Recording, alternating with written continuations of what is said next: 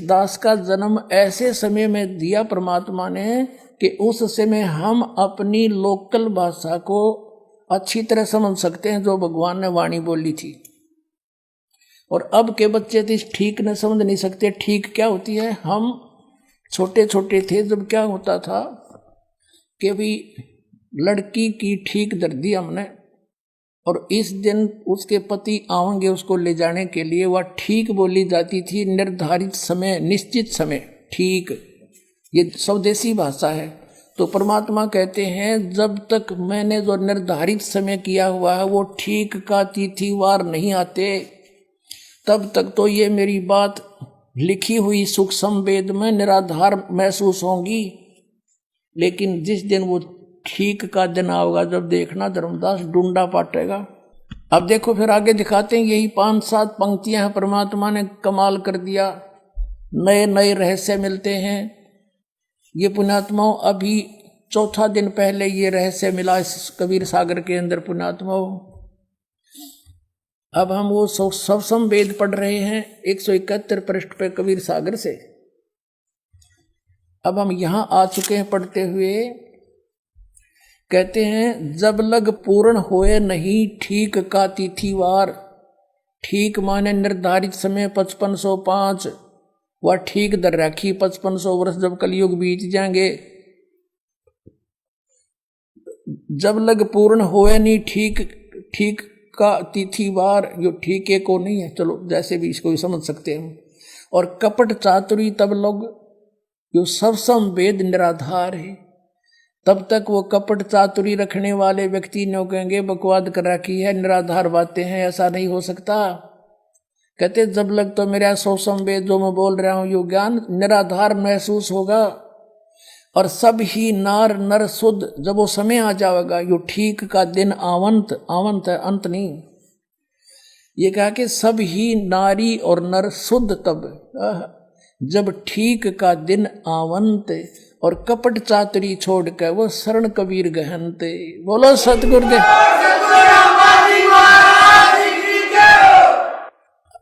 स्पष्ट कर दिया परमात्मा ने कि जब वो ठीक का दिन आ गया, वो ठीक का दिन अब आ चुका पुण्यात्मा, वो ठीक का दिन।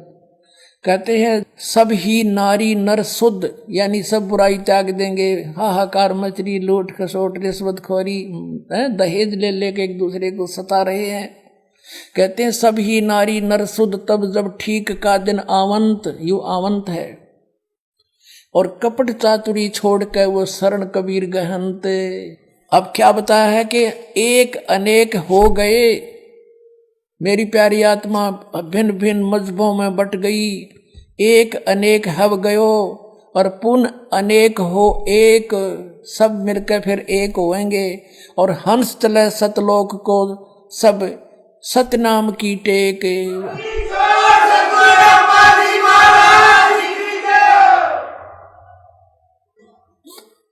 देख कितना कमाल कर दिया परमात्मा ने कि एक अनेक हो गए, नारे नारे मजहबों में धर्मों में बांट दिया इस काल ने हमें आपस में लड़ा मारने के लिए।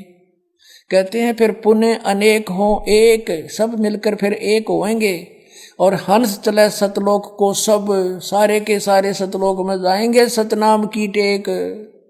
आगे क्या कहा है कि सभी के सभी सतलोक चलेंगे, और सतनाम की टेक, उस 2 अक्षर के मंत्र के सहारे, उसकी भक्ति की टेक से सतलोक जा सकेंगे।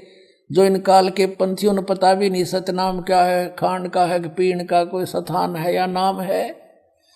अब क्या बताते हैं परमात्मा कि घर घर बोध विचार हो, दुर्मति दूर बहाए, और कलयुग में एक हवे सोई, और बरतें सहज सुभाए।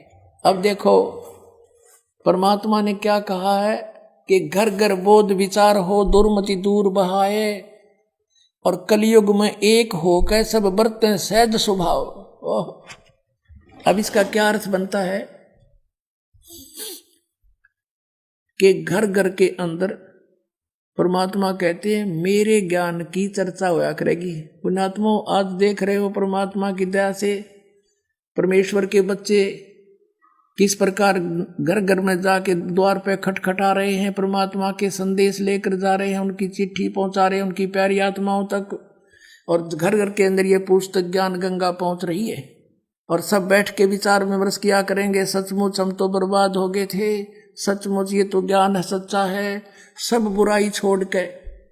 और सभी कहते हैं बरतें सहज स्वभाव, सब प्यार से रहा करेंगे, खींचातानी खत्म हो जाएगी, सबको डर लगेगा, किसी की रिश्वत नहीं लेंगे और न ही कोई दहेज लेगा, ना कोई किसी और प्रकार से किसी से रीति रिवाज बरतेगा, क्योंकि उसको पता लग जाएगा कि आज यदि मैं इससे कुछ लूंगा तो मैंने इसका देना पड़ेगा।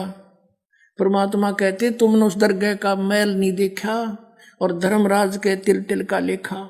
इसी प्रकार हम संस्कार आपस में उलझा कर यहाँ फंसे रहते हैं। जो परमात्मा ने आपको देना है वो निर्धारित है, और यदि तुम दूसरी अटकल से लोगे तो आपका पाप भारी है, आपके ऊपर वो पाप बन जाता है। तो इस प्रकार हम इससे परिचित होंगे और फिर परमेश्वर कबीर साहिब की शरण मिलेगी, फिर हमें कबीर परमेश्वर जी की शरण प्राप्त होगी, और फिर जो हमारे कुछ आवश्यकता होगी तो आप देंगे अपने बच्चों को। तो परमात्मा कहते हैं इतना ज्ञान हो जाएगा इन प्यारी आत्माओं के मेरे इस तत्व ज्ञान से कि जैसे जैसे किरका जहर का रंग होरी हो, कहो कौन तिस खावे राम रंग होरी हो। कहते हैं जैसे किसी को पता लग गया कि वो एक कण पड़ा है विष का, और कौन जीव कहलावेगा, दूर फेंक देगा, ठा के मिट्टी में दबा देगा, कहीं और के भी हाथ ना लग जाए, कोई बच्चा खा कर मर जाए। तो हमें ये जो रिश्वतखोरी या मिलावट करके दहेज ले करके या और किसी तरीके से डाके चोरी करके हम जो विष इकट्ठा करते हैं, ये पाप दिखाई देगा, ये विष दिखाई देगा, और फिर ये ऐसा लगेगा जैसे जहर का किरका कण।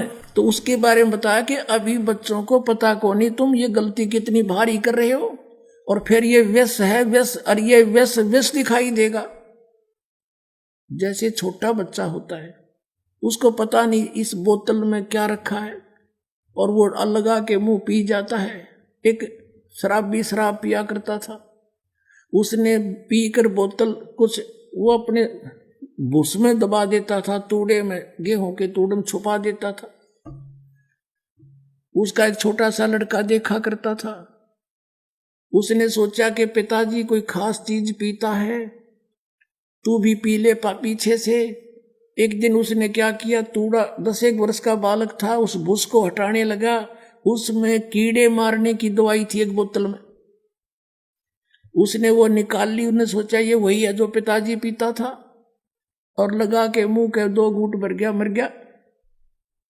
वो पड़ी पाई बोतल भी उसके साथ में।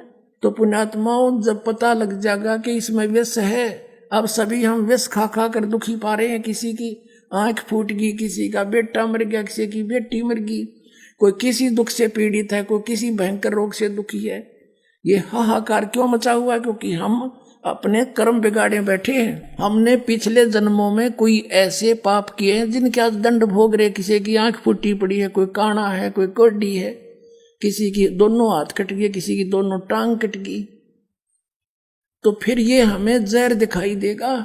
तो उसके लिए बताते हैं कि जैसे किरका जहर का रंग होरी हो, कहो कौन तिस खावे राम रंग होरी हो। कहते होरी माने खुशी होया करेगी, फिर कि जहर ने कौन खाएगा, राम नाम की होरी, वो खुशी होया करेगी हमारे साथ, वो राम नाम की होरी हम सदा खुशी मनाया करेंगे।